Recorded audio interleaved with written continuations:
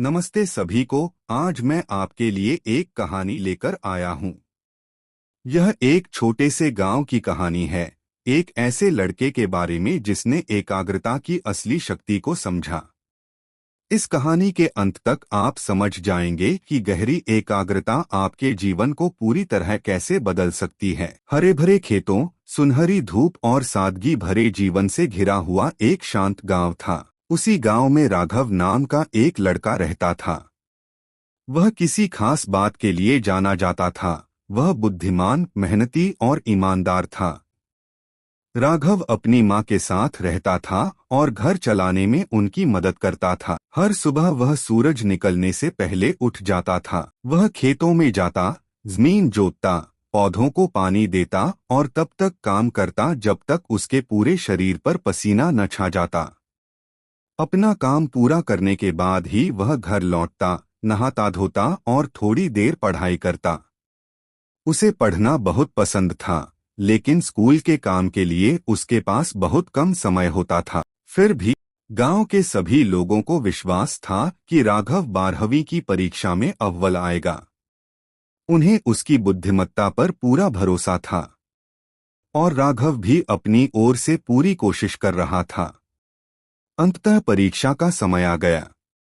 राघव दिन में खेतों में काम करता और रात में एक छोटे से दिए की रोशनी में पढ़ाई करता था। जब परीक्षा के परिणाम आए तो कुछ ऐसा हुआ जिसकी किसी ने उम्मीद नहीं की थी। राघव एक विषय में असफल हो गया। उसे ऐसा लगा मानो आसमान उसके ऊपर टूट पड़ा हो। लेकिन सबसे बुरा उसका फेल होना नहीं था। सबसे बुरा थे गांव के लोग। हर दिन जब राघव अपने घर से खेतों की ओर जाता, लोग फुसफुसाते, हंसते और उस पर तीखे शब्द फेंकते। इतना होशियार लड़का और फेल हो गया। एक विषय भी पास नहीं कर सका। उसका सारा आत्मविश्वास बेकार है। उनके शब्द कांटों की तरह चुभते थे। राघव चुप रहता था, लेकिन भीतर ही भीतर उसका दिल टूट रहा था। एक शाम लंबे दिन भर की मेहनत के बाद राघव अपने शिक्षक करीम गुरुजी के पास गया। करीम गुरुजी एक वृद्ध व्यक्ति थे, जिनकी आवाज शांत थी और आंखों में करुणा झलकती थी। राघव चुपचाप उनके सामने खड़ा हुआ और बोला, गुरुजी, जब मैं खेतों की ओर जाता हूं तो लोग मेरा मजाक उड़ाते हैं। वे मुझ पर हंसते हैं।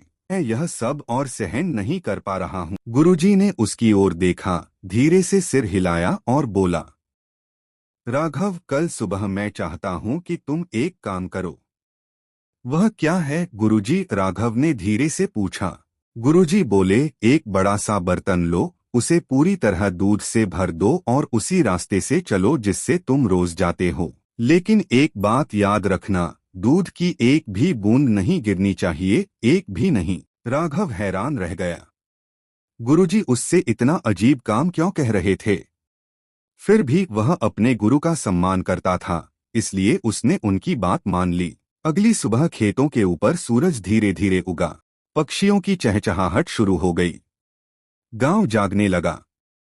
राघव ने एक बड़े बर्तन को ताजे दूध से बिल्कुल किनारे तक भर दिया। दूध भरा हुआ था, भारी और शांत। उसने दोनों हाथों से बर्तन को सावधानी से पकड़ा और बाहर कदम रखा। वह बहुत धीरे धीरे चलने लगा। बर्तन हिल रहा था।